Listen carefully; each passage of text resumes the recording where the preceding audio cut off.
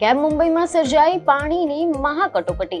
અશ્રુ અને તરસ વચ્ચે ઝૂલતા મહાનગરમાં આખરે આવું સંકટ કેમ આવ્યું? જાણો વરસાદની ખેંચ, પાણીના કાપ અને દૂષિત પાણીથી મુંબઈના લોકો કેવા પરેશાન થઈ રહ્યા છે. નમસ્કાર દર્શક મિત્રો, દિલોક સત્તા શોમાં આપનું સ્વાગત છે. સપનાઓનું શહેર ગણાતું મુંબઈ, જે ક્યારે થોભાતું નથી, જે ક્યારે સૂતું નથી, તે આજે વિચિત્ર લાચારી અને આકુળ વ્યાકુળતાનો સામનો કરી રહ્યું છે. કારણ કે આ મહાનગરના કરોડો લોકોની આંખો અત્યારે આકાશ તરફ મંડરાયેલી છે અને તેમના મનમાં એક જ ચિંતા છે કે કાલે સવારે નળમાં પાણી આવશે કે નહીં. સામાન્ય રીતે જૂન મહિનાની શરૂઆત સાથે જ મુંબઈમાં ચોમાસાની ધમાકેદાર એન્ટ્રી જોવા મળતી હોય છે અને મુંબઈકરો મરીન ડ્રાઈવ પર વરસાદની મજા માણતા હોય છે. પરંતુ આ વર્ષે પરિસ્થિતિ બિલકુલ વિપરીત અને અત્યંત ભયાનક બની ગઈ છે. કારણ કે અડધો જૂન મહિનો વીતી ગયો હોવા છતાં પણ આકાશમાંથી અમૃત સમાન વરસી પડતો વરસાદ ગાયબ જોવા મળી રહ્યો છે અને તેના સ્થાને કાળઝાળ ગરમી તેમજ અસહ્ય ઉકળાટ પોતાનો કહેર વર્તાવી રહ્યો છે, જેને મુંબઈના દરેક નાગરિકોના જીવનને અસ્તવ્યસ્ત કરી નાખ્યું છે. એક તરફ સૂર્ય દેવતાનો પ્રકોપ, તો બીજી તરફ મુંબઈ મહાનગરપાલિકા દ્વારા લાદવામાં આવેલા 10% ઓફિશિયલ પાણીનો કાપ. અને આ બંને પરિબળોએ મળીને મુંબઈના લોકોને એક એવા ચક્રવ્યૂહમાં ધકેલી નાખ્યા છે કે જ્યાંથી બહાર નીકળવાનો એકમાત્ર રસ્તો માત્ર ને માત્ર સારો વરસાદ છે. મીડિયા અહેવાલ અનુસાર એવી માહિતી મળી રહી છે કે દક્ષિણ મુંબઈના સેવરી વિસ્તારમાં આવેલા કોલસા બંદરમાં રહેતા લોકોની વેદના આખા મુંબઈનો અવાજ બની ગયો છે. જ્યારે તેઓ ભારે અહીંયા કહે છે કે એક તો પહેલાથી જ ગરમી અમારા ફેફસાને નીચવી રહી છે અને તેમાં પણ હવે પાણી ઓછું હોવાના કારણે આખું ઘર ચલાવવું એ લોઢાના ચણા ચાવવા બરાબર સાબિત થઈ રહ્યું છે. કારણ કે અમારે હવે ખાનગી ટેન્કરો પર નિર્ભર રહેવું પડે છે, જેનો કોઈ પણ ચોક્કસ સમય હોતો નથી અને આ આખી પરિસ્થિતિના કારણે અમારો આખો દિવસ માત્ર અને માત્ર પાણીના ટાઈમ ટેબલના આસપાસ જ ફરતો રહે છે. આ માત્ર કોઈ એક વ્યક્તિની કે કોઈ એક પરિવારની કહાની નથી, પરંતુ મુંબઈના ખૂણે ખૂણેથી અત્યારે આવા જ આંતરનાદ સંભળાઈ રહ્યા છે. કારણ કે પાણીની અછતની આ ભયાનક ચિંતા હવે મુંબઈના પરિવારોના રોજિંદા જીવનનો એક અનિવાર્ય અને પીડાદાયક ભાગ બની ગઈ છે. મીડિયા અહેવાલોમાંથી એવી માહિતી મળી રહી છે કે મુંબઈને દરરોજ અધધ કહી શકાય તેટલું એટલે કે લગભગ 4664 મિલિયન લીટર પાણીની જરૂરિયાત હોય છે. અને આની સામે મુંબઈને પાણી પૂરું પાડતા 7 મુખ્ય તળાવો અને ડેમોમાં હાલ તો પાણીનું સ્તર નીચા અને ચિંતાજનક સ્તરે પહોંચી ગયું છે. જેથી મુંબઈ મ્યુનિસિપલ કોર્પોરેશનના 18 જૂન સુધીના સત્તાવાર આંકડા ઉપર જો આપણે નજર કરીએ તો આ 7 તળાવોમાં ભેગું મળીને માત્ર 10.19% જેટલો જ લાઈવ વોટર સ્ટોક બચ્યો છે, જે આગામી માત્ર 30 થી 35 દિવસ સુધી જ શહેરની તરસને छिपाવી શકે તેમ છે. અને આ જ કારણ છે કે પ્રશાસને છેક 15 મે 2026 થી જ શહેરમાં 10% પાણીનો કામ ઝીંકી દીધો હતો, જેની અસલી અને ભયાનક અસર હવે જૂન મહિનાના મધ્યમાં સામાન્ય જનતાને લોહીના આંસુએ રોડાવી રહી છે. જોકે મુંબઈની આ પાણીની કટોકટીની સૌથી મોટી અને કડવી વાસ્તવિકતા એ છે કે આ વખતે આ સમસ્યાએ અમીર અને ગરીબ વચ્ચેના ભેદભાવને સંપૂર્ણપણે ગાયબ કરી નાખ્યો છે. કારણ કે આ જળ સંકટ મુંબઈના ધારાવી અને કુર્લાની નીચ ઝુંપડપટ્ટીઓથી લઈને લોઅર પરેલ અને વરલીના ગગનચુંબી આલિશાન ટાવરો સુધી સમાન રીતે ફેલાઈ ગયું છે. સામાન્ય રીતે એવું માનવામાં આવતું હતું કે પાણીની અછત માત્ર સ્લમ એરિયામાં જ હોય છે, પરંતુ આ વખતે દક્ષિણ મુંબઈના ગિરગાંવ, વરલી, શિવરી જેવા મધ્યમ વર્ગીય અને પોશ વિસ્તારોમાં પણ હાહાકાર જોવા મળી રહ્યો છે.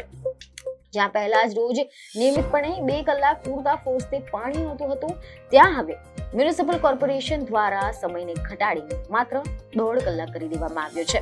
અને સ્થાનિક લોકોની સૌથી મોટી ફરિયાદ એ છે કે આ 1.5 કલાક દરમિયાન પણ જે પાણી આવે છે તે પાણીનું પ્રેશર એટલું ઓછું હોય છે કે 3જા અને 4થા માળ સુધી તો પાણી ચડાવવું મુશ્કેલ બની જાય છે. આના કારણે લોકો ગ્રાઉન્ડ ફ્લોર પર ડોલ અને ટબ લઈને લાઈનો લગાવવા માટે મજબૂર બની જાય છે. તો બીજી તરફ એવા પણ સમાચાર સામે આવી રહ્યા છે કે ઉપનગરીય વિસ્તારો એટલે કે કુર્લા, બાંદ્રા, સાંતાક્રુઝ, વિક્રોલી અને ઘાટકોપર જેવા મધ્યમ વર્ગીય વિસ્તારોની હાલત તો વધુ કફોડી જોવા મળી રહી છે. કારણ કે ત્યાંના રહેવાસીઓનું કહેવું છે કે કોર્પોરેશને કાગળ પર ભલે માત્ર 10% કાપની જાહેરાત કરી હોય, પરંતુ જમીની હકીકત એ છે કે તેમને મળતા પાણીમાં 50% સુધીનો ઘટાડો અનુભવ થઈ રહ્યો છે. આ પરિસ્થિતિના કારણે મુંબઈના નાગરિકો જે નોકરિયાત વર્ગ છે તેમની હાલત વધારે ખરાબ જોવા મળી ગઈ છે. કારણ કે સવારે ઓફિસ જવાની ઉતાવળ હોય અને એવા જ સમયમાં પાણી ગાયબ થઈ જાય અથવા તો એટલું ધીમું પાણી આવે કે આખો પરિવાર માત્ર ને માત્ર પાણી ભરવાના કામમાં જ અટવાઈ જાય છે. આનાથી તેમની આજીવિકા અને માનસિક સ્વાસ્થ્ય પર બહુ મોટી નકારાત્મક અસર પડી રહી છે. જો કે આ ભયાનક જળ સંકટની વચ્ચે મુંબઈ ગરાઓ માટે બળતામાં ઘી હોમવા જેવું કામ જો કોઈ કરી રહ્યું હોય તો તે છે આ જ નળમાંથી આવતું ગંદુ અને પ્રદૂષિત પાણી, જે હવે રોગચાળાના નવા આતંક તરીકે ઉભરી આવ્યું છે. મીડિયામાંથી એવા અહેવાલો સામે આવી રહ્યા છે કે મુંબઈના સાન્તાક્રુઝ પૂર્વમાં આવેલા સુબ્રમણ્યમ નગરમાં રહેતા લોકો પોતાની લાચારી વ્યક્ત કરતા જણાવે છે કે અમે અત્યારે પીવા માટે મહાનગરપાલિકાના નળના પાણીનો ઉપયોગ કરવાનું સંપૂર્ણપણે બંધ કરી નાખ્યું છે. કારણ કે છેલ્લા કેટલાક અઠવાડિયાથી નળ ખોલતાની સાથે જ કાદવવાળું, પીળાશ પડતું અને અત્યંત દુર્ગંધ મારતું પાણી આવી રહ્યું છે, જેને જોતા જ ઉબકા આવી જાય. તો પછી આવું પાણી પીવાની હિંમત કોણ કરે? એટલે અમારે મજબૂરીમાં ઘરનો અન્ય ખર્ચ કાપીને પણ બહારથી મિનરલ વોટરની બોટલો અને કેન ખરીદવી પડી રહી છે.